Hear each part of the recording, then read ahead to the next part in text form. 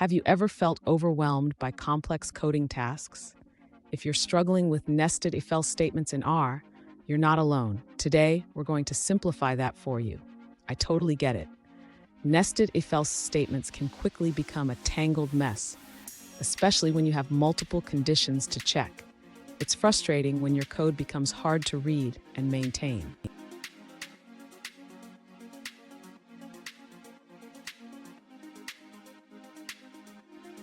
Here's the specific question we're addressing. A user asked, how can I improve the syntax of nested if-else statements in R? They provided a scenario where they needed to create a new column based on multiple conditions. Sound familiar? Let's dive into it. So, what's the issue with nested if-else statements? As the number of conditions increases, the syntax can become unwieldy and hard to follow. This can lead to errors and make your code less efficient. Stick around. By the end of this video, you'll have a clearer, more efficient way to handle multiple conditions in R, and I promise it will make your coding life easier. To address the user's question, we will first rewrite the original nested if-else structure using the new functions. This will make the code cleaner and easier to read. Next, the user should implement the for-test scenario. This involves adding additional conditions for values in column A equal to 3 and 4. Now, let's address the error the user encountered when testing the function. The issue arises because the if.else function does not have access to the local variables defined in the test function. To resolve this, the user can modify the if.else function to accept a data frame as an argument. This way, it can reference the variables within that data frame. Finally, the user should test the modified function again to ensure it works correctly with the provided data frame.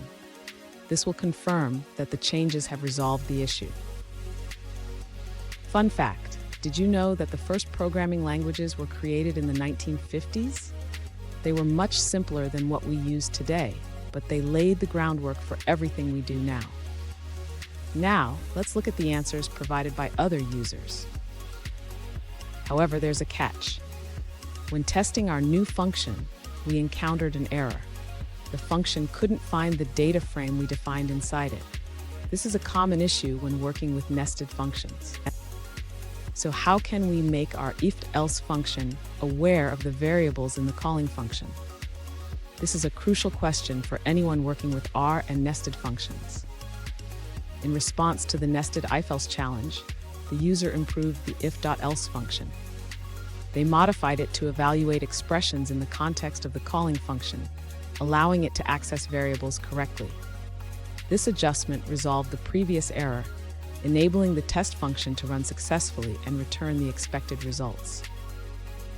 Now, let's shift our focus to a different response. This user offers an alternative approach using the data.table package in R. They start by converting the data frame to a data table and setting a default value for the new column. Then, they update the new column based on specific conditions for each value in column. This method is concise, easy to maintain, and efficient.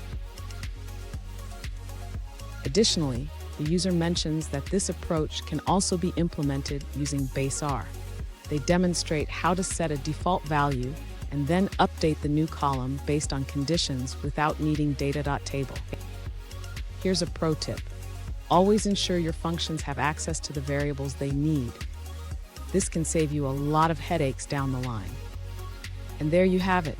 You've learned how to improve the syntax of nested if-else statements in R. Remember, clean code is easier to maintain. If you found this helpful, subscribe for more coding tips and tricks.